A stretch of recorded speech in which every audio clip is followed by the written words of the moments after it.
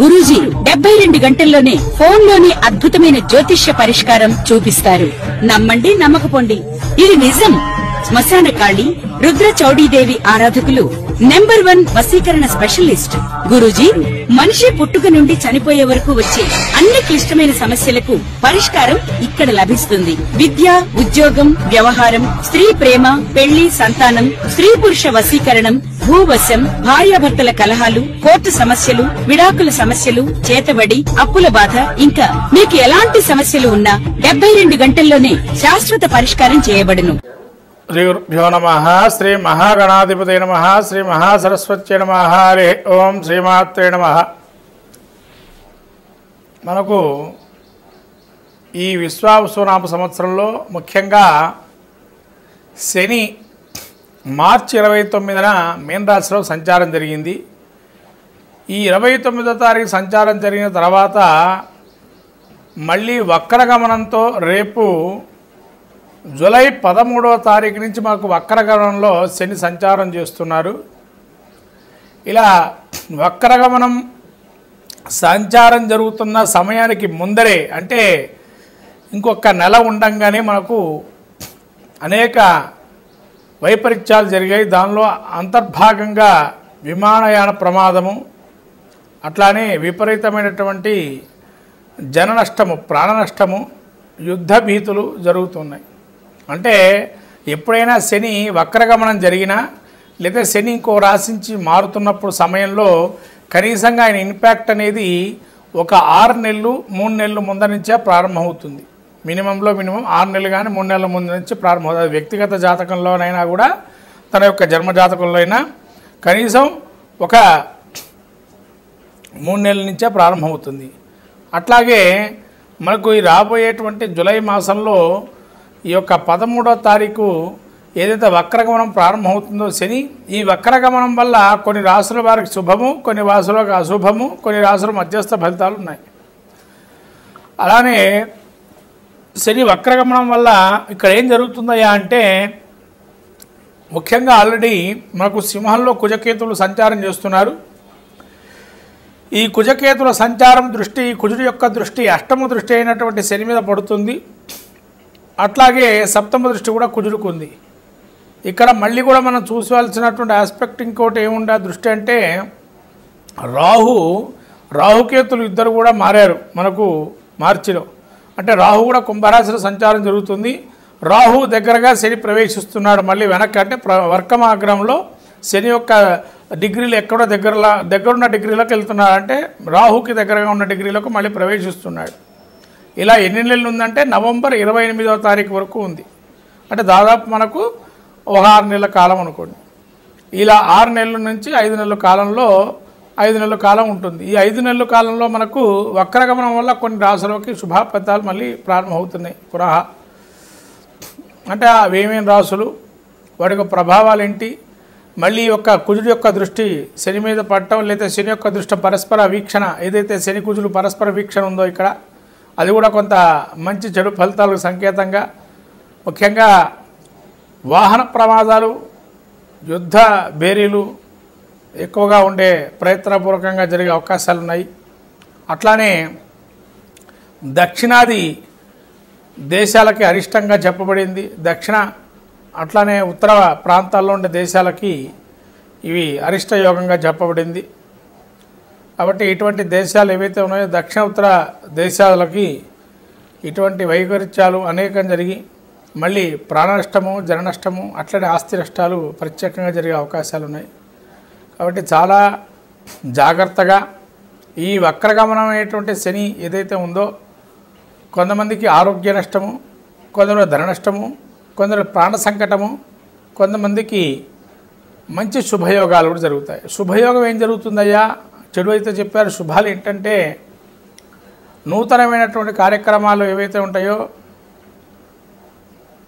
స్థిరాస్తి వివాదాలు కానీ, భూ తగాదాలు కానీ, భూ సమస్యలు కానీ, సెటిల్మెంట్స్ కార్యక్రమాలు కానీ, తర్వాత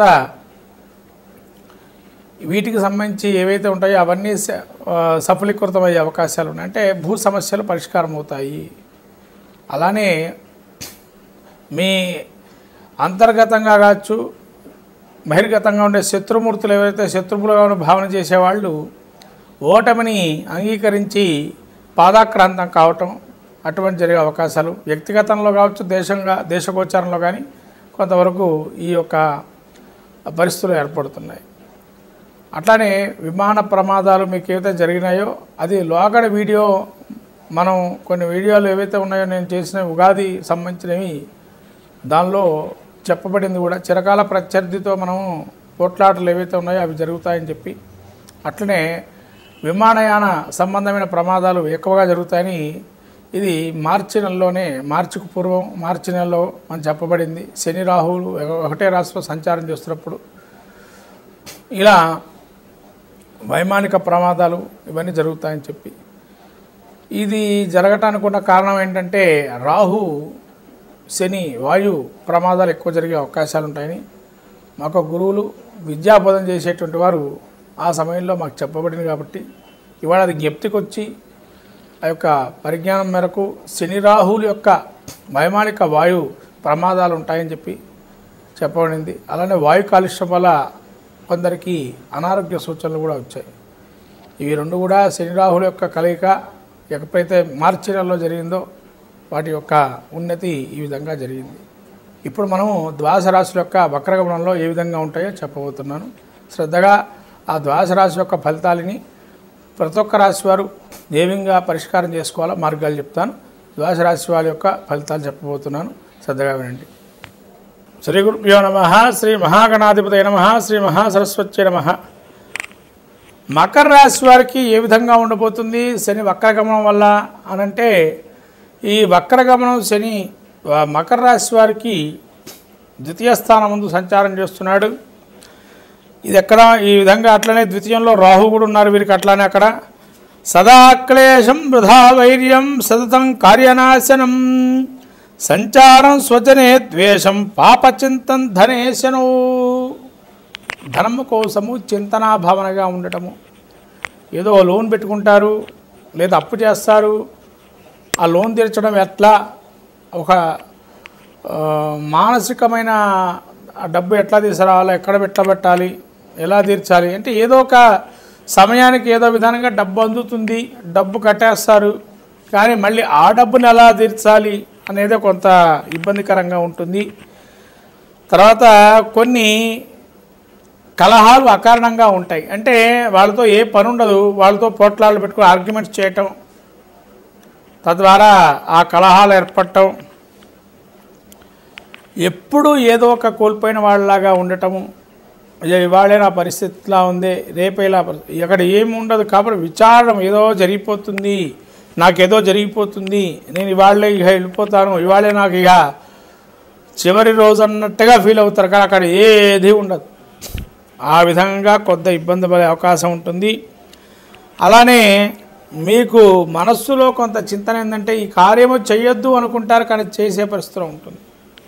అలానే ఏ కార్యం చేసినా కొంతవరకు సానుకూలంగా ఉండదు. అర్ధలాభం అంటే అక్కడ కూడా సగలాభమే ఉంటుంది. కార్యం చేస్తారు, సగాంతో సగలాభంగా ఉంటుంది. ఈ విధంగా కొంతవరకు ఇబ్బందికరంగా ఉంటుంది ఈ యొక్క మకర రాశి వారికి వక్రగమనంలో తృతీయ స్థానంలో శని యొక్క పరిస్థితి చూసినట్టయితే. కాబట్టి వీరు శని రాహులు ఉన్నారు కాబట్టి ఇక్కడ వీరు నరసింహస్వామి స్తోత్రము, రెండవ మోచక అంగారక స్తోత్రం, రెండవ మోచక గణేష స్తోత్రము, అలానే అవకాశం ఉంటే కూడా శ్రీచక్ర అర్చన లాంటివి చేసుకోవటం, కానీ శక్తిదేవి దర్శనం అంటే శక్తి ఏదైనా శక్తి దేవతారాధన అంటే శక్తి యొక్క అష్టాశక్తి పీఠాలు కానీ అలా మనకు ఉండేటువంటి పీఠాలు దర్శనం చేసుకోవటం, అలానే కాలభైరవ అష్టకం చదువుకోవడం, కాలభైరవుడికి ఎక్కడైనా గుడికి వెళ్ళి అభిషేకం చేయటం వల్ల చాలా విశేషంగా జరుగుతుంది. అట్లానే ఈ యొక్క మంజు పాశుపతం పారాయణం చేసుకోవడం కానీ అభిషేకం చేసుకోవడం వల్ల మంచి ఫలితాలు వస్తాయి ఈ యొక్క మకర రాశి వారికి. శ్రీమాత్రే నమః. మొత్తం మీద ద్వాదశ రాశుల ఫలితాలు చూసినట్టయితే శని వక్రగమనం వల్ల ఏ రాశుల వారికి బాగున్నాయంటే ధనుస్సు రాశి వారికి యోగప్రదంగా ఉంది, అలానే మేషరాశి వారికి యోగప్రదంగా ఉంది, అలానే కన్యా రాశి వారికి యోగప్రదంగా ఉంది, ఈ విధంగా ఈ 3 రాశుల వారికి చాలా యోగాన్ని ఇస్తున్నాడు శని. ఈ 3 రాశుల వారి శని వక్రగమనం అద్భుతంగా యోగిస్తుంది. కాబట్టి ఈ 3 రాశుల వారు చాలా అద్భుతంగా ఉంటుంది. ఎవరైనా అవయోగాలు ఉన్నవారు తిరునల్లారు క్షేత్రం కుంభకోణంలో శనిక్క క్షేత్రానికి వెళ్ళి అభిషేకం చేసుకోవటం, అట్లానే మనకి శని సింగనాపూర్ కానీ మనకు దగ్గరలో ఉండే శనేశ్వర దేవాలయాలు అనేకం ఉన్నాయి. వాటిలో అభిషేకాలు నిత్యం కూడా చేసుకోవటం, ప్రతి వారం కానీ ప్రదక్షిణాలు చేయటం, అలానే శని భగవానుడికి నువ్వులు దానం చేయటం, ఆ విధంగా నువ్వులు ఆయనకి ఇష్టమైనటువంటి నువ్వుల పదార్థాలు భోజనంలో పెట్టడం, అలాగే వస్త్రాలని దానం చేయటం, సేవకా వృత్తిలో ఉండేటువంటి వారికి కొంత మీ అంతు సహాయం చేయటం. ఎవరైనా సేవకులుగా పనిచేస్తున్నారు మీ యొక్క ఆర్గనైజేషన్లో అంటే వాళ్ళకి ఏదైనా మనం సహాయం చేయటం, అట్లానే నిత్యము కూడా ఇల్లంతా క్లీన్గా ఉండటం, అంటే నీట్గా పెట్టాలి. అశుభ్రతంగా ఉంటే శని తాండవిస్తాడు అని అంటారు. అట్లనే ఇనుప ముక్కలు కానీ ఇనుమ సామాన్లు పనికిరాని ఉంటే అవి తీసేయటం, ఇవన్నీ చేస్తే శని ప్రీతిగా బాగుంటుంది. అంటే పాత సామాన్లు లాంటివి ఏవైతున్నాయో అవన్నీ కూడా తీసేయాలి. స్క్రాప్ లాగా ఉండే సామాన్లు తీసేస్తే కూడా శని యోగప్రదంగా మారతాడు. కాబట్టి అలానే మీ దగ్గరలో ఉండే నవగ్రహ దేవాలయాలకు వెళ్ళి దేవాలయంలో స్వామివారికి అర్చన చేసుకోవడం, అభిషేకం చేసుకొని ప్రదక్షిణాలు చేయటం, లేదా మీరేమైనా హోమాలు నవగ్రహ హోమాలు లాంటివి చేసుకోవటం, లేదా అఘోర పాశుపతం కానీ తైలాభిషేకం చేయడం కానీ, ప్రదోషకాలంలో శివుడికి అభిషేకం చేయటం కానీ, విష్ణు సహస్రనామ పారాయణ చేయటం కానీ, వెంకటస్వామికి తులసిమాల సమర్పణ చేయటం కానీ, బిల్వదళాలతో శనేశ్వరుని ఆరాధన చేయటం కానీ, ఇవన్నీ చేస్తే కనుక శనేశ్వరుడి ప్రీతికి చాలా అద్భుతంగా రాణిస్తారు. ఇవన్నీ చేసుకోండి. ద్వాదశ రాశి వాళ్ళు రాబోయే 5 నెలల పాటు ఆ యొక్క ప్రకృతి వైపరీత్యాలు కానీ లేదా దుష్పరిణామాలు ఏవైతే ఉన్నాయో ప్రాణ నష్టం, ఆస్తి నష్టం, ధన నష్టం లాంటివి జరిగే అవకాశాలు ఉంటాయి. అవన్నీ కూడా నష్టం మనం ఎంతవరకు కూడా మానవాళికి ఉపయోగ విధంగా ఉండాలి, కానీ మానవాళికి కొన్ని వ్యతిరేకంగా మనం చేసేటువంటి క్రియలే ఉంటాయి. ఎందుకంటే మనం చెట్లు సరిగ్గా పెంచటం లేదు, వాటి వల్ల ప్రకృతి వైపరీత్యాలు రావటం, మానవ తప్పిదాలు కూడా కొన్ని ఉండటం, ఇవన్నీ కూడా సహజంగా ఆ యొక్క కలియుగ పురుషుడి యొక్క ప్రభావంతో జరుగుతుంటాయి. కాబట్టి ఇవన్నీ కూడా మనం ఏదైనా అర్చన, అభిషేకాదులు, హోమాదులతోని ఏం చేయగలుగుతామయ్యా, ఇన్ని చేసినా మాకు ఇంతే అనుకున్నా కూడా ఎప్పుడు భయపడకండి. ఇవి చేసుకోవటం వల్ల రాబోయే విపత్తుల నుంచి మీరు కొంతవరకు బయటపడే అవకాశం ఉంటుంది. అది గమనించండి. అందరూ కూడా భక్తులందరూ కూడా భగవద్భక్తులుగా ఉండేటువంటి వారు నిత్యం కూడా భగవంతు ఆరాధన చేసేవారు గుర్తుపెట్టుకోండి. ఇవాళ చేస్తున్న ఆరాధనలు మీకు అక్కరకు రాకపోయినా రాబోయే విపత్తుల నుంచి కాపాడటానికి ఆ పూజలే మిమ్మల్ని కాపాడుతాయని చెప్పి భగవంతుడు ఈ పూజాధికాలు, హోమాలు ఎందుకు పెట్టారు అంటే రాబోయే విపత్తుల నుంచి బయటపడటానికి ఒక విధంగా మార్గం అయితే, ఇప్పుడు అనుభవిస్తున్న జన్మ ఏదైతే ఉందో అది పూర్వజన్మ కృతం సంచిత పాపంగా ఉంటుంది.